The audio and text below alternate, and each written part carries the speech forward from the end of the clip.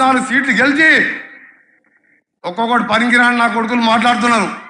5 నెలలు ఉంటుంది, 6 నెలలు ఉంటుంది ప్రభుత్వం అని చెప్తున్న కేసీఆర్, కేటీఆర్, హరీష్ రావు నీ దొంగ దందాలు, నీ బిడ్డ మద్యం ఢిల్లీలో మద్యం దుకాణం ఎప్పుడు తేలకపోతుందో తెలియదు.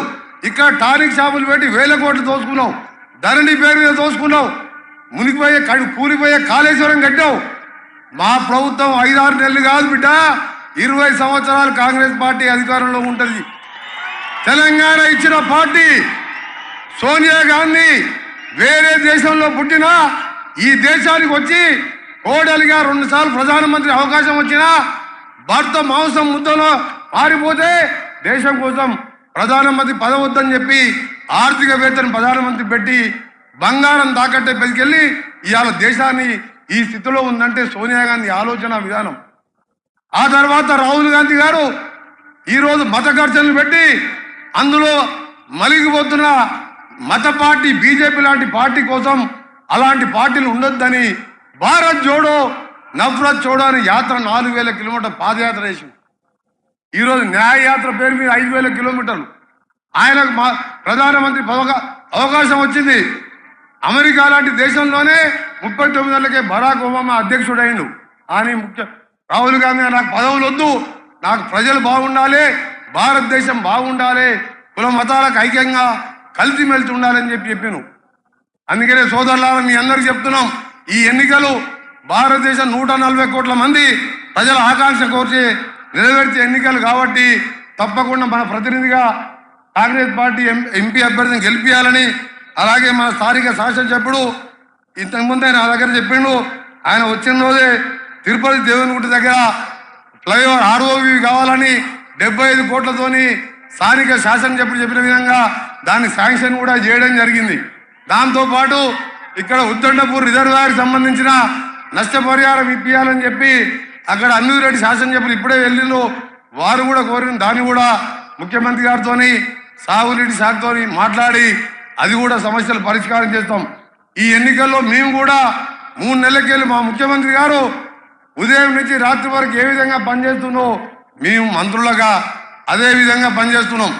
7 గంటలకు చేస్తే రాత్రి వరకు వేలాది మంది వస్తున్నారు. మేము అడిగినా మీ సమస్యలన్నీ ఎక్కడ పోయినాయి, 10 ఏళ్ళకెళ్ళి ఏమున్నది, నువ్వు ఎందుకు ఇన్ని తీసుకొస్తున్నా అంటే అప్పుడు ఎవరిని కలవాలి సార్, ఇవాళ కాంగ్రెస్ ప్రభుత్వం వచ్చింది, మాకు ధైర్యం వచ్చిందని చెప్తున్నాం. అందుకనే చెప్తున్నా, ఈ 45 రోజులు మీది, ఆ తర్వాత 5 ఏళ్ళు మా కష్టం, మేము మీ ఎమ్మడి ఉంటామని తెలియజేసుకుంటూ మరొకసారి ఎన్నికల ప్రచారంలో ముఖ్యమంత్రిగా రాష్ట్రం అంతా తిరిగినావు. నేను నల్గొండ భువనగిరితో పాటు భువనగిరిలో కూడా ప్రతి కాంగ్రెస్ ఎందుకంటే ఎమ్మెల్యేలు 12 మంది టైగర్ లాంటి ఎమ్మెల్యేలు ఉన్నారు, మీకు మీ ముఖ్యమంత్రి గారు ఉన్నారు. ఈ జిల్లాకి వెళ్ళి మేము కూడా వస్తాం, అవసరం ఉన్నప్పుడల్లా ప్రచారంలో పాల్గొంటాం. ఏది ఏమైనా సరే 13, 14 సీట్లు గెలవాలి.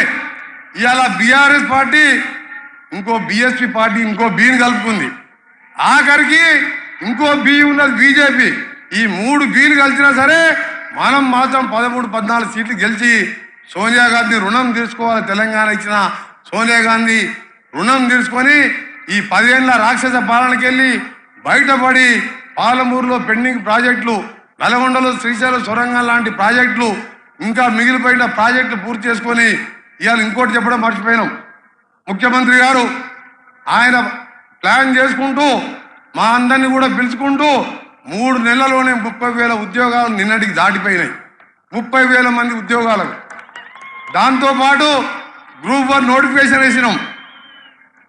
మొన్న మీ ఎమ్మెల్యే గారు వచ్చినప్పుడు అన్న మా దగ్గర స్కిల్ డెవలప్మెంట్ సెంటర్ కావాలంటే మా డిపార్ట్మెంట్ ద్వారా న్యాక్ ద్వారా 20 కోట్ల రూపాయలతోని మహబూబ్నగర్ హెడ్ క్వార్టర్లో దాన్ని కూడా టెండర్ పిలవడం జరిగింది.